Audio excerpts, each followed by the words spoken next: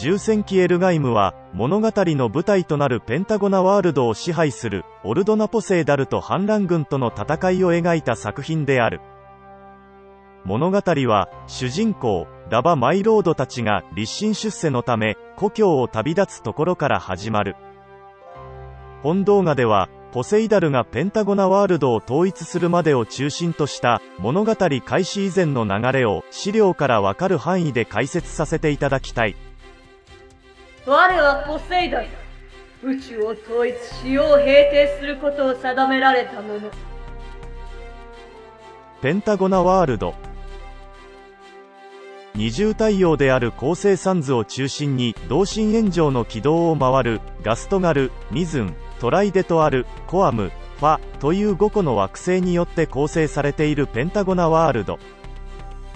ファを除いて各惑星には人類が居住し、それぞれの王朝が栄えていた。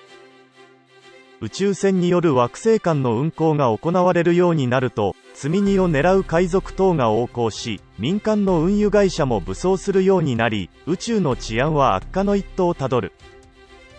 そんな状況の中、ガストガル王朝のオルドナポセイダルが、各惑星の王朝制を廃止し、共和民主制へと移行するべきといった、ペンタゴナ連合構想を提唱した。しかし、ガストガル王朝のこの呼びかけは、他星王朝の支持を得られることはなかった。ファーストセントウォー。ポセイダルの治めるガストガル星は、ペンタゴナワールド一の国力を誇っていた。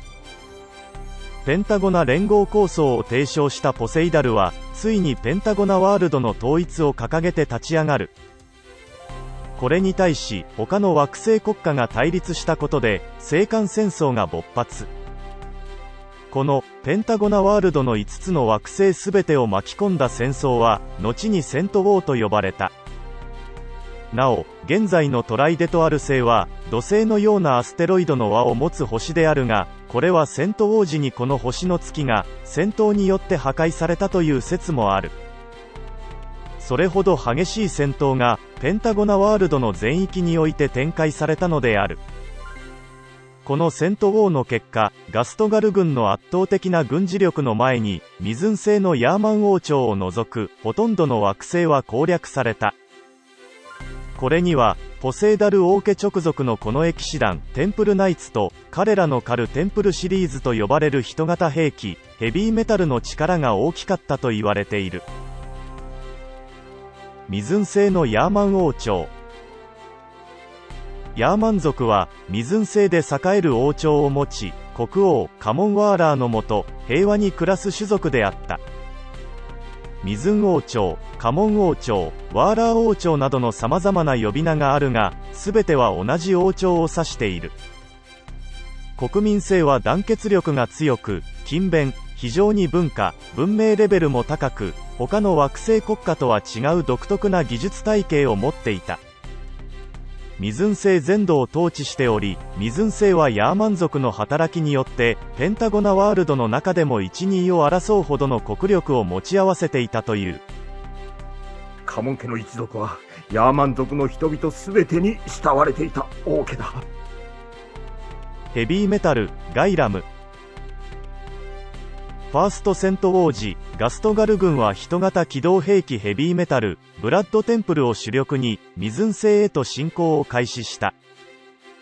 しかしミズン星のヤーマン王朝には、ワーラー3世によって設計されたヘビーメタル、ガイラムが存在し、ガストガル軍は激しい戦闘の末撤退することとなる。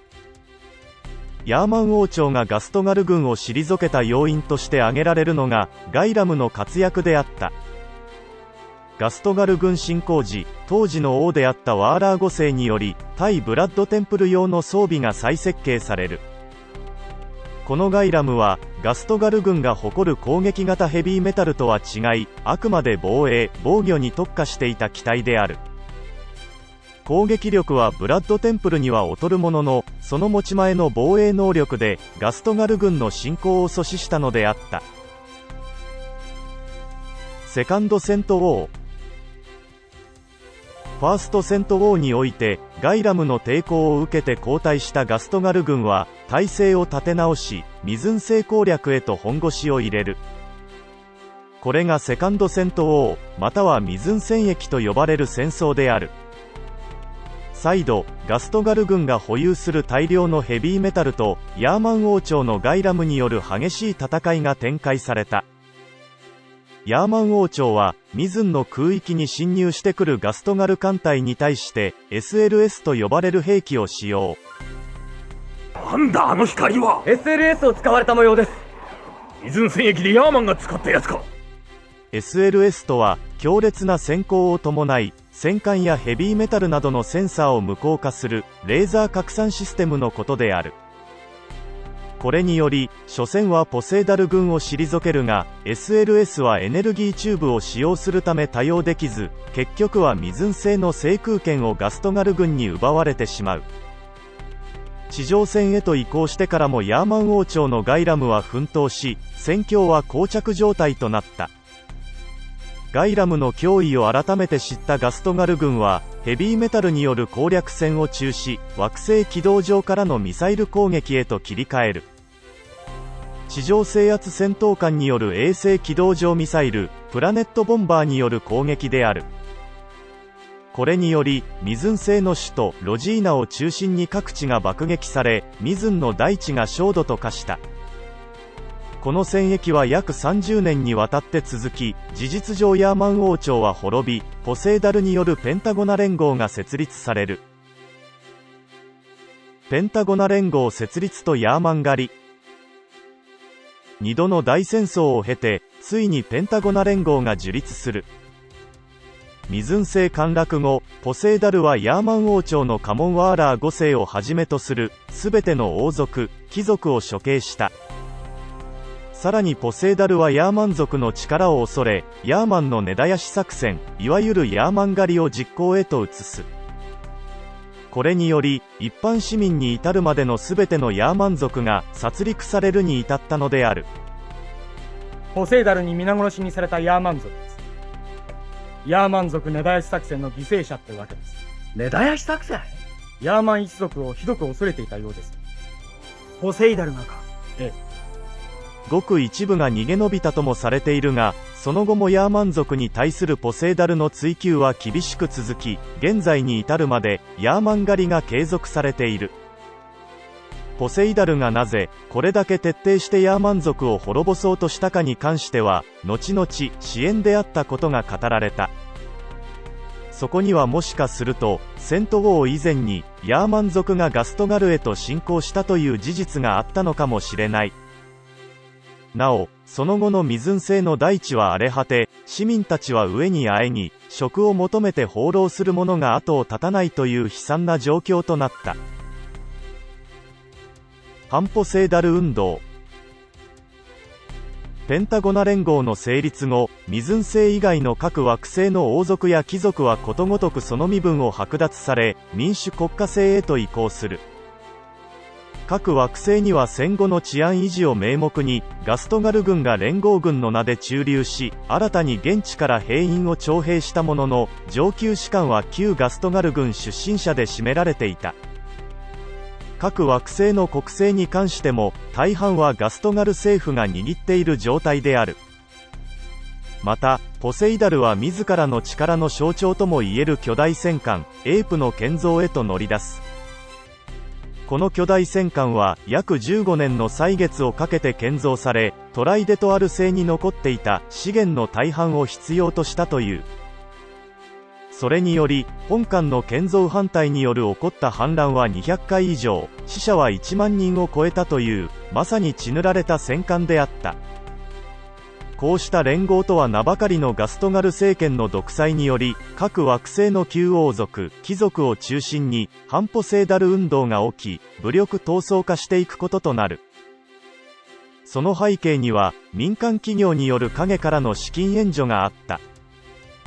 連合設立前には無税であった民間の惑星間運輸が課税対象となったこと、さらには正規軍のパトロール艦が臨権と称して積み荷の一部を没収したり、不当な通行税を徴収していくなどのトラブルが相次いだことが原因だと言われている。こうしてペンタゴナ連合をその名で呼ぶ者は少なくなり、ポセイダル政権に対しての反発からポセイダル軍の名で呼ばれ始めることとなる。ヤーマン族の生き残り。ヤーマン根絶やし作戦によってヤーマン族は全て滅んだと思われているが、実はそうではなかった。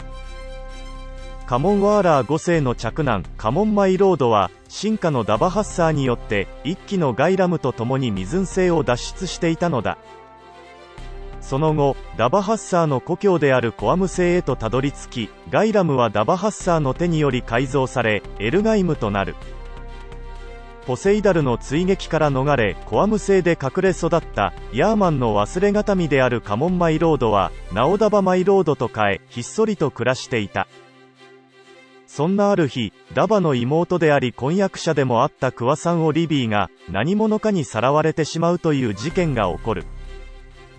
そしてダバは親友のミラウーキャオと共にクワさんを探すため、または立身出世のためにエルガイムと共に故郷のウーゴル村を旅立つのであった。こうして物語本編へと続いていく。ペンタゴナという太陽系の偏僻な惑星コアム。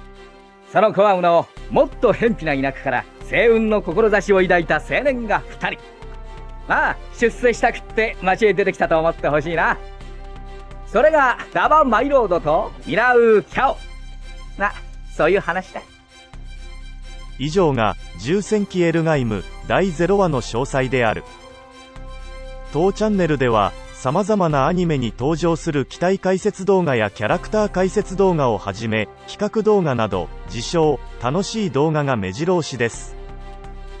ぜひ興味のある方は動画概要欄にある当チャンネルのリンクから好きな動画を探していただけると嬉しい限りです。